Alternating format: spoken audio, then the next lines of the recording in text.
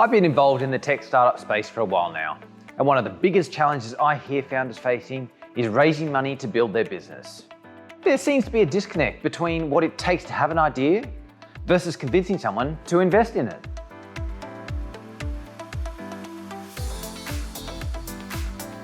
Hi, I'm Matt, CTO and founder at Spring Digital.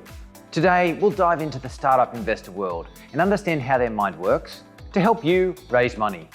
Like in any business or sales relationship, your first goal is to know as much as you can about the person sitting across the table from you. Being aware of their motives, their likes, dislikes, and how they make a decision are fundamental to negotiating your success. In my experience, there are three types of investor: friends and family, the passionate cause investor, and the fundamental investor. Friends and family are usually in it for you. They believe in you. They want to see you succeed. Of course, business fundamentals must be there, but ultimately your conversation with them will be dictated to by your relationship with them, and of course the amount of money you want to raise. But when you start looking further afield, the landscape starts to change. There is the passionate investor. Typically, someone who has had success in their business. They're passionate about giving back and finding some venture that resonates with them. Your idea will need to resonate with them, and your pitch should be heavily focused on your passion and love for your business. You then have the fundamental investor. Their strategy is simple when it comes to business and investing. They want to make their money work to make more money. Your venture and success is important to them, but they'll be looking at your business or idea from a very black and white perspective. Financials, revenue projections, market analysis, and a lot of detail are what you want to put in front of them. Whether you're in front of a passionate or fundamental investor, or someone who's a mix of both. There are a few similarities in how they look at deals. Without these, it'll be hard to convince them to invest. Number one, are you passionate enough to invest yourself? As a founder, an investor wants to know you have skin in the game. It will be rare that you have not had to add some initial capital yourself. You can do this from your own savings, borrowings, family, or friends. The initial investment shows the investor that you are serious about your product and building it into a business. Number two, is there a product market fit?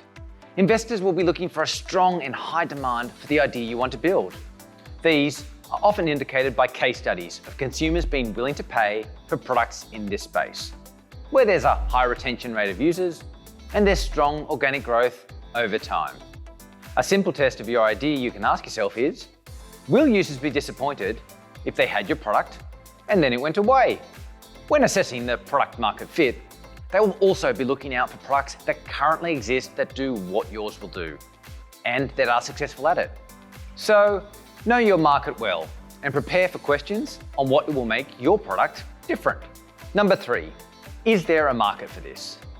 Not every product is going to have a worldwide market like the iPhone, but your product must have a large enough market where scale can be incorporated. If your projections show an increasing in margins and profits as it grows, you'll get the attention of most serious investors. Number four, are the business financials prepared? Intimately knowing and being able to communicate the revenue, income, and financial details is critical. Investors won't invest if the financials don't stack up.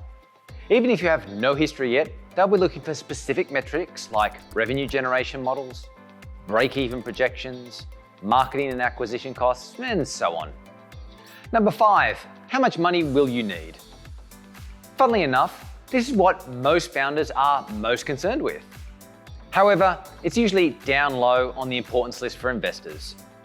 With the right product, people, and environment, parting with $500 or $500,000 is now just down to making sure that the risk is managed, usually by breaking the funding up into tranches and making sure that you're hitting your milestones. And finally, number six, what's the exit strategy? Investors typically earn a share of the profits called dividends, but a vast majority of them tend to focus on how much money they can earn by potentially selling their stake once all the hard work is done. Usually, a good multiple that investors set their sights on is a 3x return on the original investment. I hope you found this video helpful. If you have enjoyed this content, please remember to like and subscribe for more videos just like this. Whoever you're pitching to, your pitch will be the same. The main difference is tailoring it to your audience, what's important to them, and understanding what specifically they need to know before they invest. Till next time.